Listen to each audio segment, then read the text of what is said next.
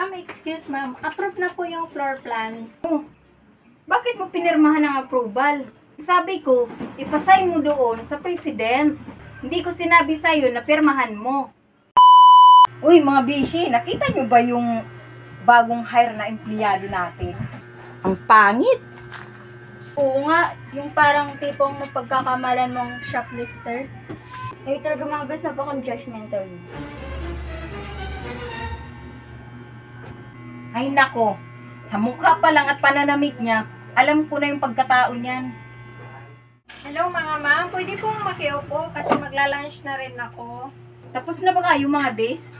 Tara na, at baka madugutan ka tayo dito. Sige na nga, tara na. Aray. Uy mga besh, napansin niyo ba yung bagong empleyado natin? Palipat-lipat ng department. Bakit ano naman napansin niyo? Mga marites talaga kayo. Ano ka ba? Parati ka na lang nakontra. Totoo naman yung sinasabi niya. Pansinin niyo yung unang linggo niya dito, nasa admin department siya. Tapos, halos 2 linggo na kalipas, binato na naman siya sa sales department. Pinagtabuyan na naman siya sa sales department. Napunta na naman siya sa accounting department. Isa lang ang ibig sabihin yan, mga busy. Mahina ang utak nun. Pag yan napunta sa department natin, graduhan ko yan ng 0. Para sa susunod na bagsak niya, sa CR na siya maglilinis. Bes, ako na nagmamarti sa inyo. Yung bagong empleyado kasi, kaya naiinisan nyo, nasa department na natin. Malamang, sinuka na naman yan doon sa accounting department. Oo nga, wala kasing utak. Uy, Ay, ma'am. dito ka na pala sa department namin. Yes ma'am. Uy, gumawa ka ng floor plan na para sa gagawin nating event. Pagkatapos ibigay mo sa akin para ma-double check ko bago ipasign doon sa president. Galingan mo para hindi sa basura ng bagsak ng papel mo.